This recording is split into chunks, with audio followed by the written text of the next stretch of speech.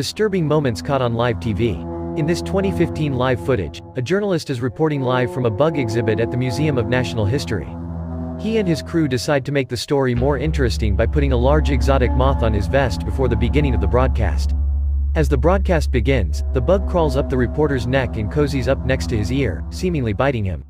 In reality, the reporter's ear had not been bitten by the moth, but rather used as a deposit for 2 eggs, that were luckily discovered before they hatched.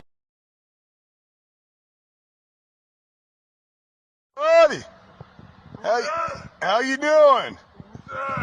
Oh, just some cruisers, man.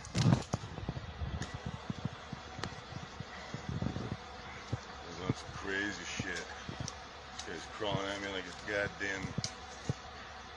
What's up, dude?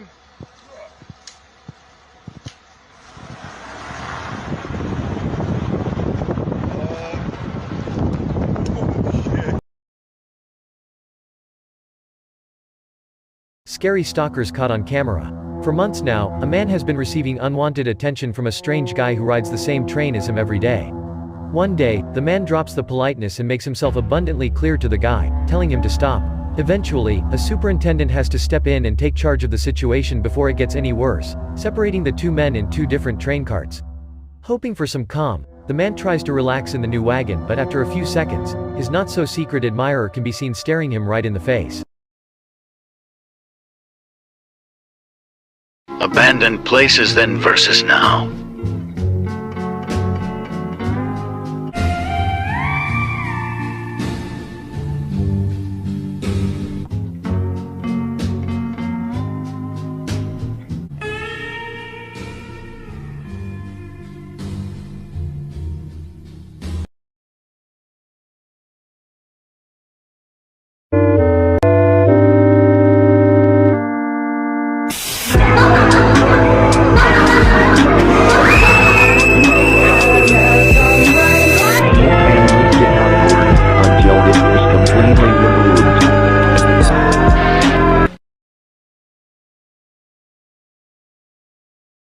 Asian urban legends. In small towns in the Philippines, children are told not to stay out too late. They're told that if they do, they'll be attacked by a woman with a huge scar running down her face. This is the story of Maria Labo. Maria Labo lived in the Philippines with her husband, who was a police officer, and her 2 children. They lived a happy and modest life, but Maria wanted more for her children. She decided to take a job abroad as a caretaker, caring for a sick old man with a mysterious illness. After a couple years of care, the old man passes, and soon after, Maria is stricken with the same illness and returns home. One evening, Maria's husband returns home to find that she's made dinner just like every night. When they start to enjoy the meal, Maria's husband asks, "Where are our children?" Maria replies, "They're right here." So her husband asks again, "Where are our children?" And she insists, "They're right here." He pauses, and in a frenzy jumps up and runs to the refrigerator, only to find his children's heads and various body parts inside. Maria had just fed him their children. Furious, the husband takes a knife and slashes a huge gash across her face, but Maria manages to get away. It is said that the strange illness that the old man had from abroad transferred to Maria, and it made her crave human flesh. To this day, there are still sightings of Maria Labo hunting for her next victim. That's all for today. Like for more content about Asian urban legends. Bye! Real proof that mermaids actually exist.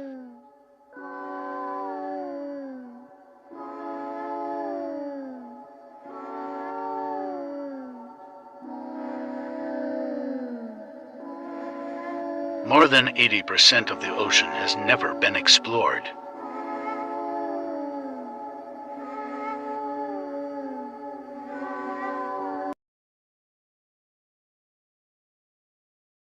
You won't believe how ships get refueled in 40K. And spoiler warning, it has a 100% fatality rate. So in order for their ships to travel faster than light, the starships in this universe literally take a shortcut through hell. And in order to do this, they use this thing known as a warp drive. Warp drives are incredibly powerful, but they come with a major catch. They have to be refueled by hand. The individuals that are chosen for this task are forced to carry massive metal coffins on their backs. The fuel they contain is insanely radioactive, and they're forced to make the journey to the ship's warp drive on foot. The entire time, the radiation is devastating their bodies, chunks of flesh literally falling off their bones. And the closer and closer they get to the warp drive, the worse the radiation gets. Coffin carriers are pumped full of painkillers and stims to keep them moving. And when they finally reach the ship's core, they must open their coffins and load the material in one by one. By the time they're finished, all of these individuals have basically melted. The tech priests of the ship will then say a prayer in their honor to the machine god, and the ship can continue its journey.